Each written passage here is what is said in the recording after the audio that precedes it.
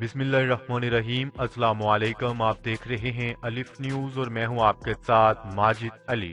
شامل کرتے ہیں آج کی ون لائن ہیڈ لائن۔ ترکی اور آذربائیجان کے وزراء خارجہ اگلے ہفتے پاکستان پہنچ رہے ہیں۔ وزیر خارجہ شاہ محمود قریشی سمیت تینوں وزراء خارجہ سہ افریقی اجلاس منعقد کریں گے۔ تفصیلات کے مطابق ترکی کے وزیر خارجہ آئندہ ہفتے پاکستان کا دورہ کر رہے ہیں۔ ذرائع کا کہنا ہے کہ ترک وزیر خارجہ کی آمد کے دوران آذربائیجان کے وزیر خارجہ بھی پہنچیں گے۔ آذربائیجان کے وزیر خارجہ کے ہمراہ ایک وفد بھی ہوگا۔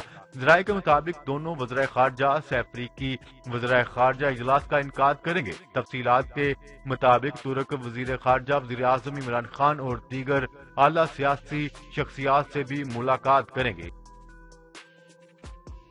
پاکستان کے لیے کرونا ویکسین کے حوالے سے اچھی خبر، روس نے بڑی پیشکش کر دی۔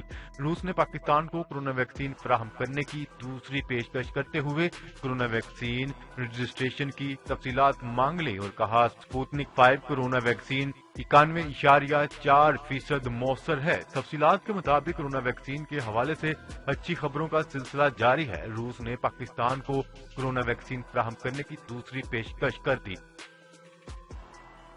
سعودی ولی عہد اور امیر قطر کا بڑا فیصلہ۔ سعودی ولی عہد محمد بن سلمان اور امیر قطر شیخ تمیم نے دونوں ممالک کو جوڑنے والی سرحدیں کھولنے کا فیصلہ کر لیا۔ تفصیلات کے مطابق محمد بن سلمان اور امیر قطر شیخ تمیم کے درمیان ٹیلی فونک رابطہ ہوا۔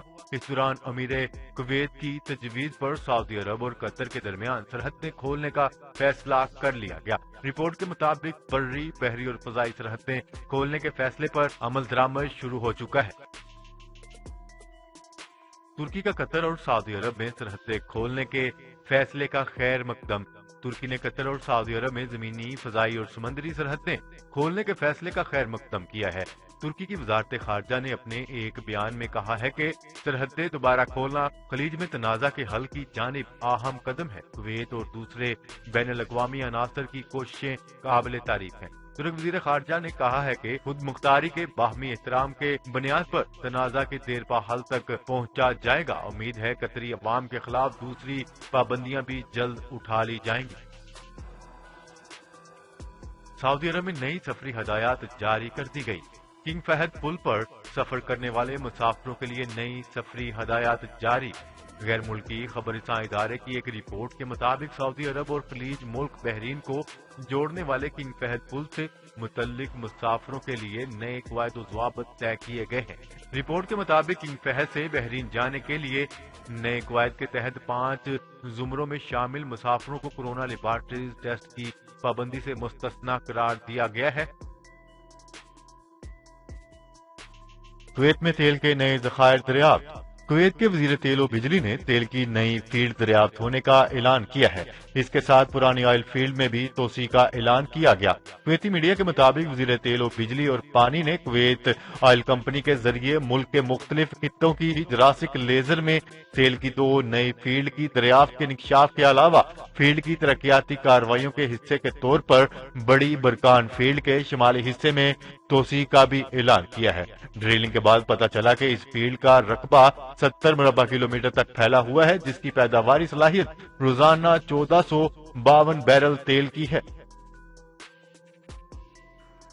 پاکستان نے سعودی عرب کی جانب سے قطر کے لیے سرحدیں کھولنے کے اقدامات کا خیر مقدم کرتے ہوئے کہا ہے کہ اس اقدام کے لیے امیر کویت کے مثبت کردار کی تعریف کرتے ہیں۔ تفصیلات کے مطابق پاکستانی دفتر خارجہ کے ترجمان کی جانب سے سعودی عرب کی جانب سے قطر کے لیے سرحدیں کھولنے کے اقدامات پر اپنے بیان میں کہا ہے کہ پاکستان خلیج ممالک میں مثبت پیش رفت کا خیر مقدم کرتا ہے اور اس اقدام کے لیے امیر کویت کے مثبت کردار کی تعریف کرتا ہے۔ چین اور امریکہ کے درمیان اقتصادی جنگ جاری۔ چینی کمپنیوں کے خلاف تازہ امریکی پابندیوں پر چین کا شدید رد عمل۔ امریکی انتظامیہ کے حکم پر نیو یارک اسٹاک ایکسچینج نے 31 دسمبر کے روز 3 چینی کمپنیوں کو اپنی فہرست سے ہٹانے کا عمل شروع کرنے کا اعلان کیا، جس پر چین نے شدید رد عمل کا اظہار کیا ہے۔ 3 جنوری کو جاری کیے گئے ایک بیان میں چینی ترجمان کا کہنا تھا کہ یہ اعلان سیاسی مقاصد کے لیے متعلقہ کمپنیوں کے اصل حالات اور عالمی سرمایہ کاروں کے جائز حقوق اور مفادات کو نظر انداز کرنے کے مترادف ہے۔ सुप्रीम कोर्ट ने वफाकी हुकूमत को मुस्तकिल सेक्रेटरी कानून तैनात करने और 30 नई एहतसाब अदालतें एक माह में फाल करने की हदायत कर दी। सुप्रीम कोर्ट में 120 नई एहतसाब अदालतों के क्याम के केस की समाअत हुई तो अदालत ने मुस्तकिल सेक्रेटरी कानून की अदम तैनाती का नोटिस ले लिया। अदालत ने वफाकी हुकूमत को मुस्तकिल सेक्रेटरी कानून तैनात करने का हुक्म देते हुए कहा है कि वजारत कानून को एडहॉकिज्म पर नहीं चलाया जा सकता। सुप्रीम कोर्ट ने 30 नई एहतसाब अदालतें एक माह में फाल करने की हदायत भी कर दी। वज़ीर-ए-आज़म इमरान खान ने इस्लामाबाद में पुलिस फायरिंग से हलाक नौजवान असामा सत्ती को कत्ल करने वाले पुलिस एहलकारों के बारे में कहा है कि ऐसे बेरहम लोग पुलिस में नहीं होने चाहिए। वज़ीर-ए-आज़म इमरान खान की ज़ेर सदारत वफाकी काबीना का इजलास हुआ जिसमें शेख रशीद अहमद ने मकतूलीन के लवाहिकीन से होने वाले मुज़ाकरात से आगाह किया। बाबर आवान ने असामा सत्ती के वालिदैन का मौक़िफ़ काबीना में पेश किया। काबीना ने हमले और असामा सत्ती कत्ल पर अफसोस का इजहार किया। बरतानिया और साउथ अफ्रीका से पाकिस्तानियों को वतन वापसी की इजाजत। पाकिस्तान ने बरतानिया और साउथ अफ्रीका से वापस आने वाले मुसाफिरों के लिए नया हदायतनामा जारी करते हुए पाकिस्तानियों को वतन वापसी की मशरूत इजाजत दे दी। पाकिस्तान सिविल एविएशन अथॉरिटी के मुताबिक बरतानिया और अफ्रीका से आने वाले मुसाफिरों के लिए सफरी पाबंदियों में 31 जनवरी तक तोसी कर दी गई है। बरतानिया में सूरत-ए-हाल संगीन, नेशनल लॉकडाउन का ऐलान। कोरोना की नई किस्म ने बरतानिया को अपनी लपेट में ले लिया। बरतानवी वज़ीर-ए-आज़म ने मुल्क में नेशनल लॉकडाउन का ऐलान कर दिया। गैर मुल्की खबरसां इदारे की एक रिपोर्ट के मुताबिक बरतानवी वज़ीर-ए-आज़म बोरिस जॉनसन ने मुल्क में कोरोना वायरस की नई किस्म में शिद्दत आने के बायस नेशनल लॉकडाउन का ऐलान कर दिया। बोरिस जॉनसन ने प्राइमरी और सेकेंडरी स्कूल फौरी बंद करने का ऐलान करते हुए कहा है कि बच्चों को ऑनलाइन तालीम मुहैया की जाए।